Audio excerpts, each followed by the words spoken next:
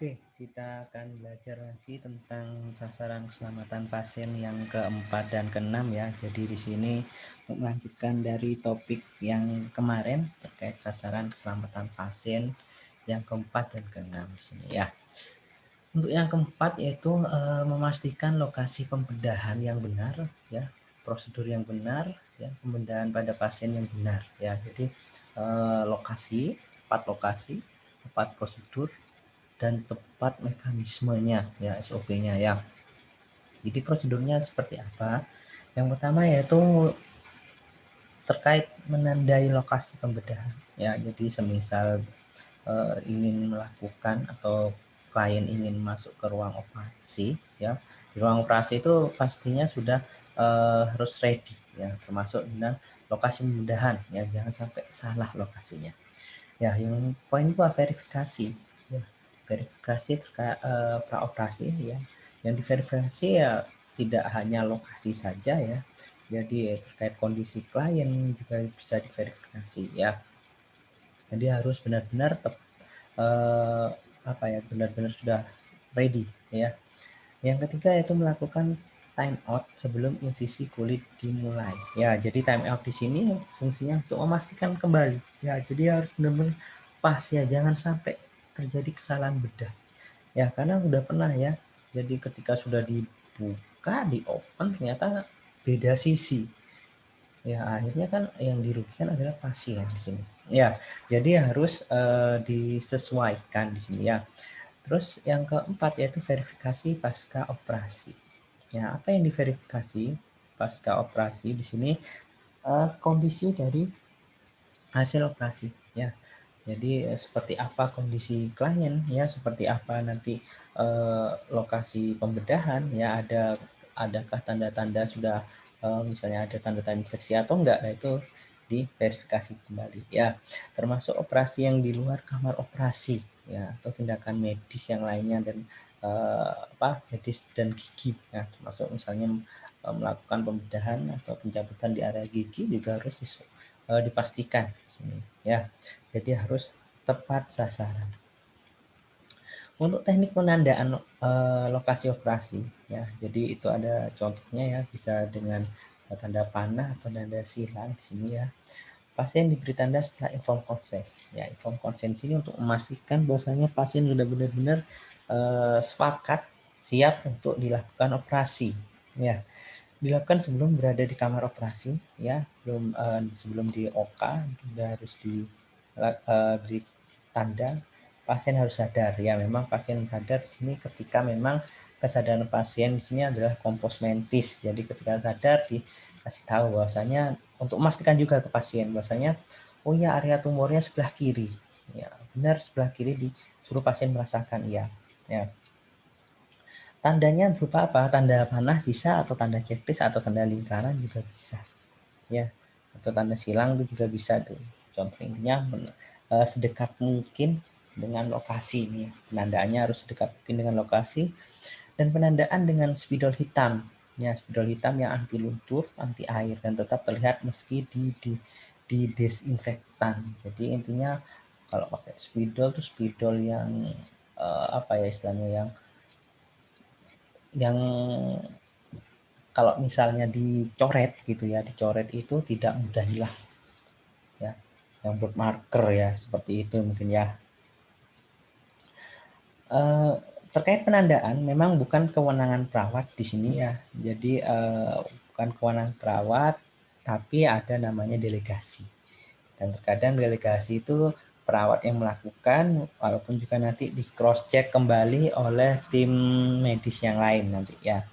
Terus prinsip pada operasi tertentu ya, jadi ada operasi khusus yang memang memerlukan penandaan ya, yang harus jelas di sini ya. Ini contohnya di gambar nih Pak, mau pembedahan di area mata. Sebenarnya mata kan udah jelas, kalau ditandai kan mata di area situ. Hanya untuk memastikan lokasinya ya, harus diberikan tanda di sini ya. Di sini adalah beberapa prosedur yang tidak memerlukan penandaan, misalnya kasus organ tunggal seperti operasi jantung atau seksio cesaria SC ya, untuk melahirkan misalnya ya.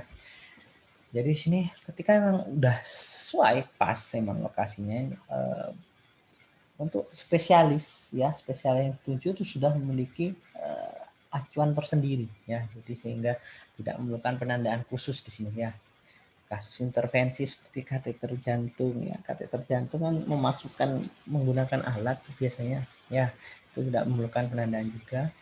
Kasus yang melibatkan gigi atau mukosa ya, karena udah jelas kalau di mukosa mau dikasih tanda itu juga agak susah di sini ya.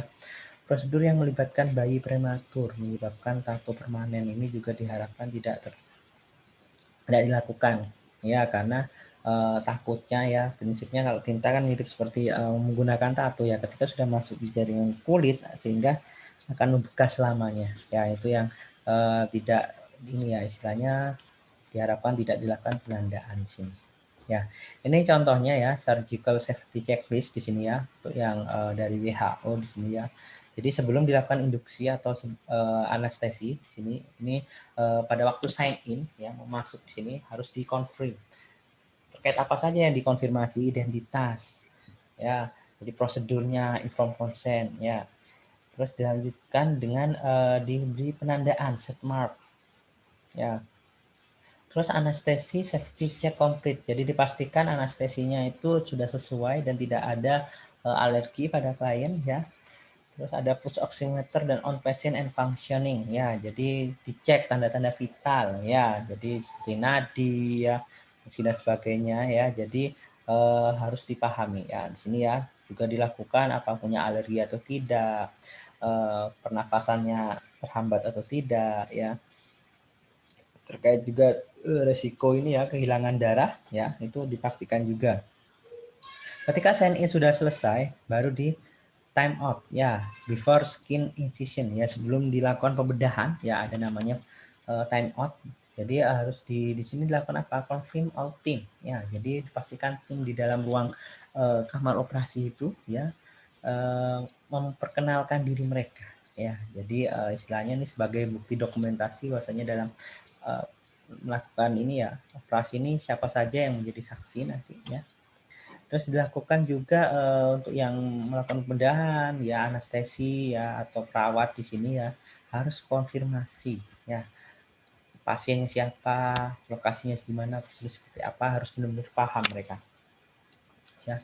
Untuk mengantisipasi terkait terjadinya hal-hal kritis ya, jadi ada yang direview dari yang melakukan pembedahan, dari anestesi juga, dari perawat juga ya.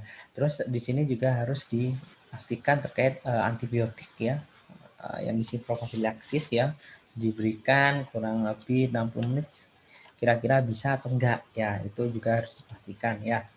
Terus setelah itu before pasien leave operating room ya, jadi setelah dilakukan pembedahan ya, ada namanya fase sign off ya. Jadi perawat di sini melakukan konfirmasi nama dari prosedurnya sudah didokumentasikan ya, instrumennya udah jelas ya, dan istilahnya dari SPONG dan ini alat-alat medisnya itu sudah sesuai ya, sesuai dalam arti tidak ada yang tertinggal, takutnya udah pembedahan nanti ada tertinggal di dalam tubuh si pasien, nah itu berbahaya nanti ya. Terus spesimen harus dilabel ya, spesimen yang dibedah misalnya tumor dan sebagainya dilabel sesuai dengan pasiennya di sini ya. Terus di sini dipastikan tidak ada peralatan yang tertinggal juga di sini ya. Terus yang terakhir adalah dari dokter ya, dokter anestesi, dokter bedah ya, dan perawatnya di sini diberikan ini ya, istilahnya harus memberikan concern dalam arti ini perhatian yang khusus kepada pasien ya, untuk recovery. Nanti kan setelah di ruang operasi biasanya ada namanya ditransitkan dulu di ruang RR ya, recovery room biasanya sebelum masuk ke ruang ini ya, istilahnya ruang pantau khusus dari setelah operasi. Jadi tidak langsung setelah operasi langsung di kamar biasa, enggak ya, harus ada namanya evaluasi dulu. Dan ini ya di ruang persiapan di sini ya, nah, ini contoh ininya checklistnya ya, verifikasi sudah kelengkapan motion ya, tidak, marking ya, tidak lah. Di sini nanti ditandatangani di perawat di ruang preoperasi di sini ya. Ya, ketika time out sini ya sudah ya, di sini contohnya di sini ya, tim sudah memastikan sudah ya, menjelaskan komplikasi kehilangan darah di sini, rencana penempatan, setelah itu ada alergi obat-obatan atau enggak ya, terus tanda tangan, ada dokter bedah, anestesi dan perawat juga ada. Terus setelah selesai lakukan operasi, sebelum keluar kamar operasi di sini ya, jadi disesuaikan di sini nanti tindakan sudah dilaksanakan, sudah sesuai dengan kasa jarum instrumen sudah sesuai atau enggak ya, tidak ada yang tinggal, terkait pemindahan pasien ya, terus komplikasi ada terjadi atau tidak, nanti itu dicatat juga di sini. Oke, kita lanjut ke sasaran keselamatan pasien yang kelima, yaitu mengurangi risiko infeksi akibat perawatan kesehatan di sini ya. Jadi yang sering dilakukan apalagi di apa ya istilahnya di tahun sekarang ini masa pandemi di sini ya. Jadi evidence base-nya ya terkait yang paling utama untuk mengurangi risiko infeksi yaitu menggunakan cuci tangan. Ya. Jadi cuci tangan yang sesuai dengan standar ya, ada 6 langkah. Ya, 6 langkah cuci tangan saya rasa teman-teman sudah ini ya familiar ya terkait cuci tangan. Terus di 5 moment ya, 5 moment ya. Ketika ini di rumah sakit ya, jadi sebelum menyentuh pasien, sebelum melakukan tindakan prosedur pada pasien ya, setelah menyentuh cairan ya atau terpapar cairan di sekitar pasien ya, atau setelah menyentuh pasien juga, dan setelah menyentuh area sekitar pasien itu harus dilakukan cuci tangan ya. Kalau sekarang masa pandemi ya, setiap waktu setiap saat setelah terkontaminasi tangan kita ya, sesegera mungkin melakukan cuci tangan karena ini termasuk mengurangi risiko infeksi nanti. Ini ya indikator kewaspadaan ya, standarnya ya. Satu, mencuci tangan sebelum memberikan perawatan kepada pasien sudah jelas ya. Gunakan handscoon ya, HS ini bila kontak darah atau cairan tubuh ya, mukosa atau kulitnya tidak utuh, misalnya habis terkena luka bakar ya, di sini juga harus menggunakan handscoon di sini ya. Lepas handphone sebelum meninggalkan area perawatan ya, jadi pastikan handscoon sudah dilepas ya. Cuci tangan segera setelah melepaskan handscoon ya, lebih baik dengan air mengalir, kalau misalnya tidak ada bisa dengan ini hand strap ya. Terus buang jarum pada tempatnya tanpa menutup kembali, dalam arti kan ada tempat untuk sampah medis tajam ya. Kenapa tidak usah dipastikan ditutup, takutnya malah ini ya terkena ya, jadi tidak apa-apa langsung dibuang, tapi buangnya di tempat sampah tajam, medis yang tajam ya. Terus gunakan pelindung seperti gaun, goggle, masker ya ketika ada percikan cairan tubuh ya, apalagi di masa seperti ini ya, saya rasa sudah menjadi familiar sekali terkait menggunakan alat pelindung diri. Bahkan levelnya kan sudah ada 3 sekarang ya, level 1, level 2, dan level 3. Mungkin kalau level 1 hanya menggunakan masker ya dan sarung tangan ya, level 2 mungkin masker, sarung tangan dengan gaun juga ya. Untuk yang ini APD level 3 sudah menggunakan gaun juga, Google masker, dan maskernya di sini golongannya udah N95 ya.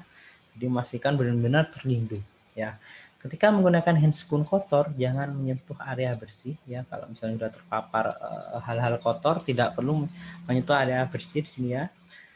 Yang terakhir, yang 8, needle box tidak terisi sampai penuh ya, dalam arti jangan ini ya, untuk tempat pembuangan yang benda tajam itu jangan terisi sampai sepenuh ya, sehingga bisa mungkin kalau misalnya sudah terisi setengah itu sudah segera dikosongkan kembali di sini ya.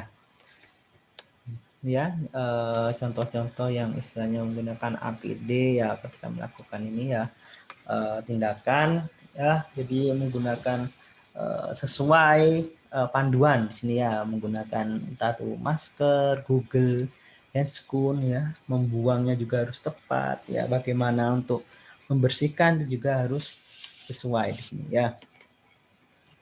Oke, kita masuk ke sasaran keselamatan pasien yang keenam, yaitu mengurangi resiko cedera pada pasien akibat terjatuh atau mengurangi resiko jatuh pada pasien di sini ya. Jadi ini juga penting karena kejadian jatuh di sini sudah cukup banyak ya, ketika misalnya memang kurangnya kewaspadaan di sini ya. Jadi yang pertama yaitu penilaian risiko cedera ya, initial assessment ya, dan dilanjutkan dengan asesmen lanjutan dan di asesmen dan monitoring. Ya, jadi harus sesuai karena pasien jatuh itu pasti ada tanda-tandanya sebelumnya. Misalnya pasien dengan tonus otot yang lemah.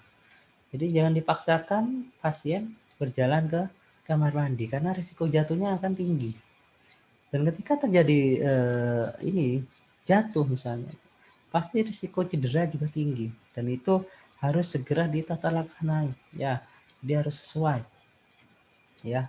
Terus implementasi seperti apa untuk mencegah pasien jatuh? Yang pertama di screening ya. Setelah di screening, oh ini pasien nih risiko rendah ya. Jadi dipasang gelang penanda di sini ya. Pasien ini risiko rendah. Oh ini risiko tinggi ya. Terus diberikan edukasi ya. Kalau kompos mentis enak langsung edukasi. Kalau misalnya tidak terlalu kompos mentis pasiennya atau misalnya diajak ngomong tidak nyambung, misalnya bisa dengan keluarga pasien di sini ya, diberi edukasi ya. Terus adanya set rail ataupun handrail ya, set rail untuk di ini bed ya, handrail tuh misalnya kalau ingin berjalan di kamar mandi itu ada pegangan di sini ya. Dan di sini diperlukan namanya inovasi perawat ya. Dan sudah seperti yang kalian paham ya, nursing is art ya.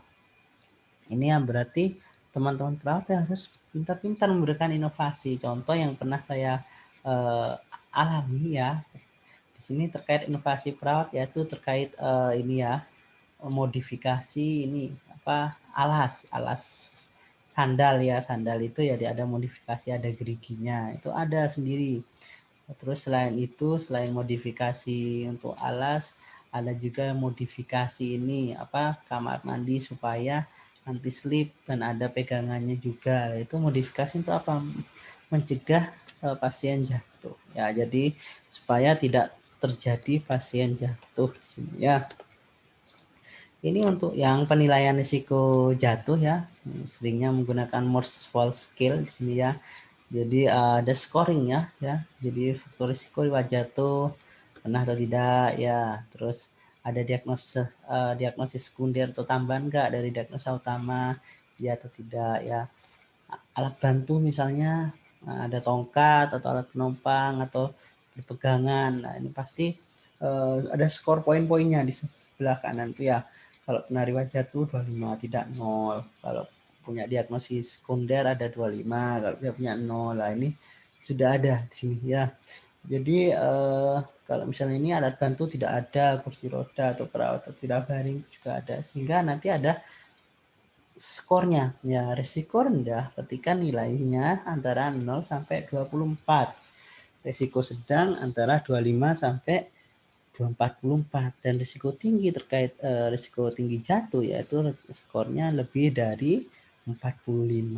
Jadi intinya ketika 2 saja atau risikonya itu nampak, berarti itu sudah risiko tinggi di sini ya. Jadi harus hati-hati dan harus diberikan tanda pasiennya nih ya, entah gelang atau apa, harus kasih tanda oh ini pasien ini risiko jatuh. Nah ini ya contoh pencegahan cedera akibat jatuh ya, selain edukasi, anjurkan pasien minta bantuan ya, anjurkan pasien pakai alas kaki anti slip tadi seperti yang sudah saya ceritakan ya, ada menyediakan kursi roda yang terkunci di samping bed ya, pastikan jalur kamar mandi bebas hambatan, anti licin dan terang ya, sediakan pegangan kamar mandi ya seperti gambar di sebelah ya, jadi ada pegangan-pegangan di sini ya. Tempatkan alat bantu seperti walkers atau tongkat dalam jangkauan pasien, misal pasiennya memerlukan itu ya. Pasang bedside rail ya, seperti yang di ini ya, di kasur di sini samping ya. Terus evaluasi kursi dan tinggi tempat tidur untuk memastikan pasiennya sampai ya. Kalau misalnya pasiennya tidak terlalu tinggi ya nggak usah tinggi-tinggi kamar tempat tidurnya ya. Begitu pula sebaliknya ya. Jadi harus ada inovasi untuk mencegah cedera akibat jatuh. Ini 7 langkah menuju keselamatan pasien ya. Yang pertama, organisasi yang mendukung. Di sini ya terkait kebijakan rumah sakit, SOP, dokumentasi, fasilitas itu juga sangat mendukung sekali ya. Terus membangun kesadaran pentingnya keselamatan pasien ya. Jadi harus paham masalahnya dan tidak menyalahkan personal atau pelaku ya. Jadi harus aware ya. Jadi harus memahami ketika sudah terjadi itu seperti apa nanti tindakannya ya. Dukungan kepada perawat ya, dalam arti di sini adanya komitmen bersama ya. Terus adanya sistem pelaporan ya, ketika ada pasien jatuh harus ada mekanisme pelaporan yang lebih cepat lebih baik ya. Harapannya tidak lebih dari 2 hari.